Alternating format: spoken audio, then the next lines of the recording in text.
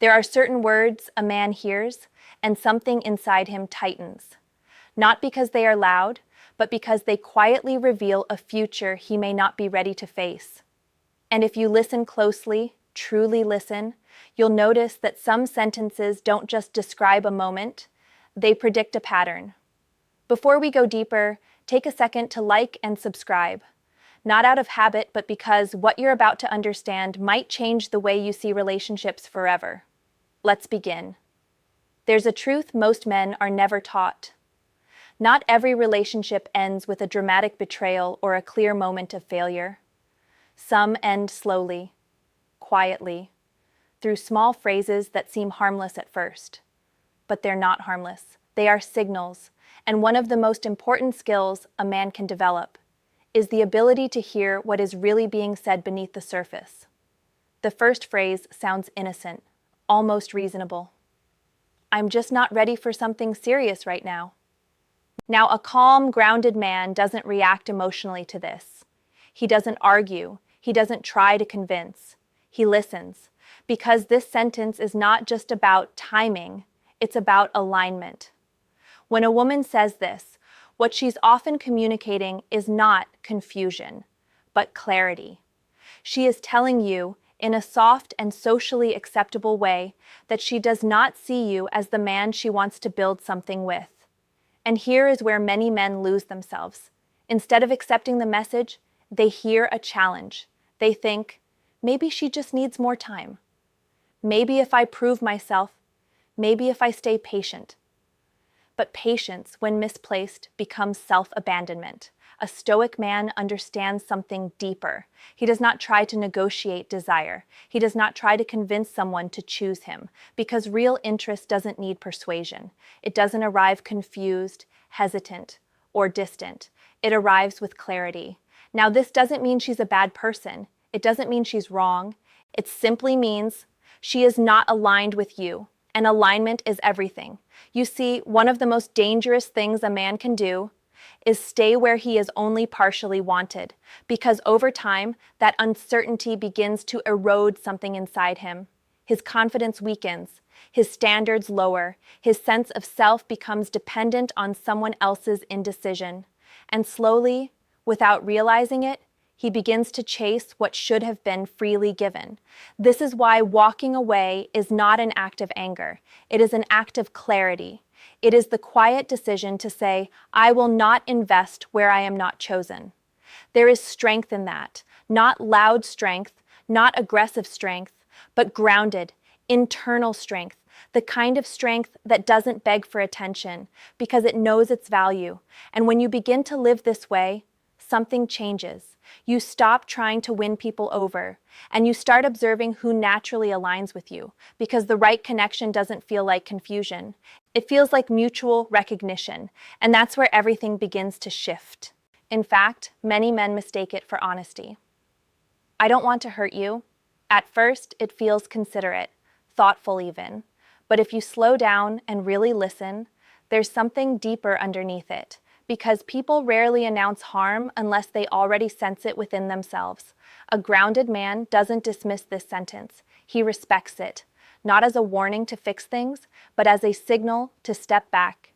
You see, when someone tells you they might hurt you, they are not asking for guidance, they are offering you a preview, and this is where emotional discipline becomes everything. Many men hear this and respond with reassurance. I trust you. It'll be different with me. I can handle it. But this response comes from hope, not awareness. Because what they're really doing is volunteering to absorb pain that hasn't happened yet. A stoic man sees this differently. He understands that people reveal their patterns long before they act on them, through tone, through hesitation, through carefully chosen words. And instead of trying to rewrite someone's nature, he chooses to respect reality. Not the version he wishes were true, but the one being presented to him. There is no anger in this, no resentment, just quiet recognition. Because walking away from potential harm is not weakness, it is self-respect. And here's something even more important. When you ignore a warning like this, you don't just risk being hurt. You begin to train yourself to tolerate instability. You normalize emotional uncertainty.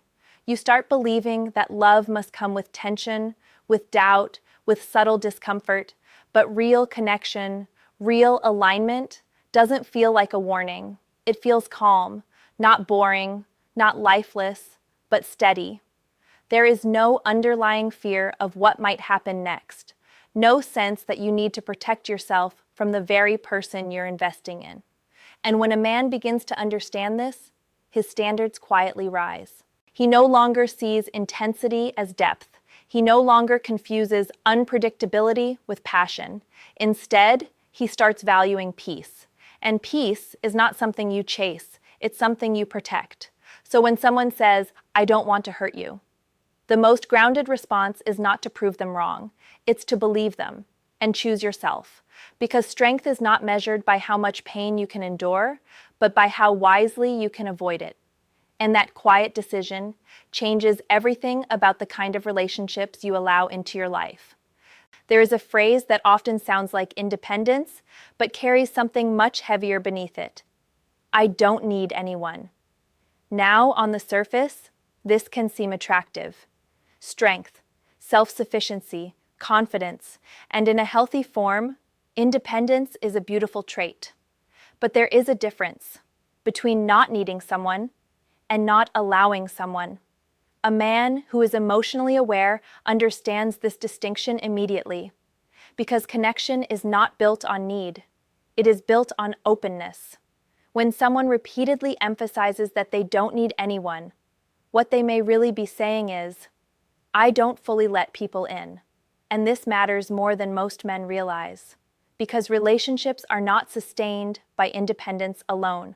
They are sustained by mutual investment, vulnerability, and emotional presence. Without those, you don't have a connection. You have distance, dressed as strength. Now here's where it becomes dangerous. Many men feel challenged by this energy. They think, I'll be the one she opens up to. I'll show her she can trust me. But again, this is not alignment. This is a mission. And love should never feel like a mission you have to complete. A stoic man does not try to earn access to someone's emotional world. He observes whether that access is naturally offered. Because when someone is truly open to connection, you don't have to break through walls. There are no walls.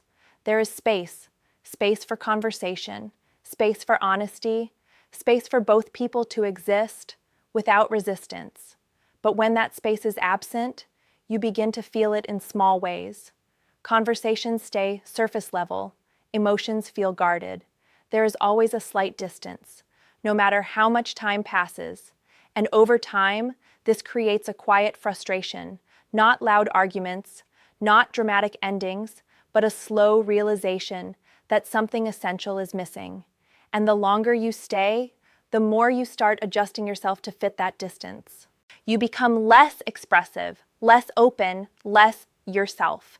This is why awareness is critical, because not every strong-sounding statement reflects emotional health.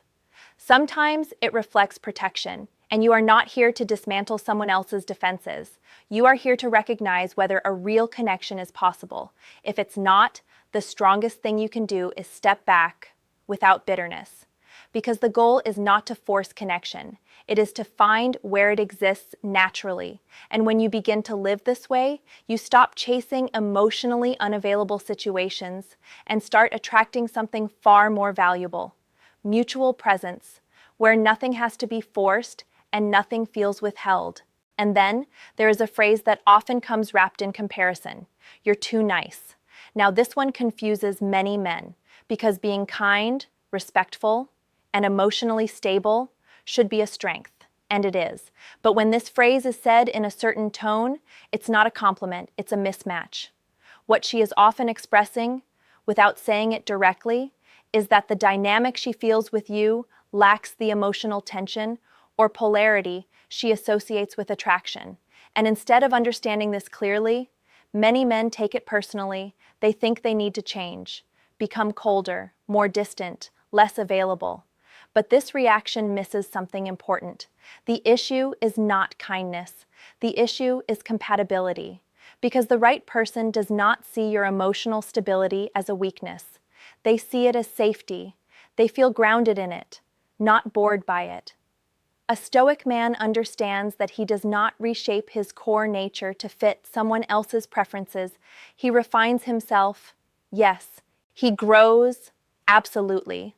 But he does not abandon who he is, just to be chosen. Because being chosen at the cost of your authenticity is not a win. It's a slow loss. Now here's where the deeper lesson lies. When you hear, "You're too nice," it's not an invitation to become someone you're not. It's an opportunity to recognize misalignment early. And instead of arguing or trying to prove your value, you quietly step back. Not out of pride, but out of self-respect. Because the truth is, the right connection will never require you to perform. You won't need to create artificial distance, or play emotional games, or suppress your natural way of being. You will simply be met where you are. And that kind of connection feels different. There is no confusion, no mixed signals, no underlying sense that you need to adjust just to maintain interest. There is clarity, and clarity is one of the most underrated forms of attraction. So when you begin to recognize these phrases, not as personal attacks, but as information, your entire perspective shifts. You stop reacting emotionally and start responding intelligently. You stop chasing outcomes and start choosing alignment.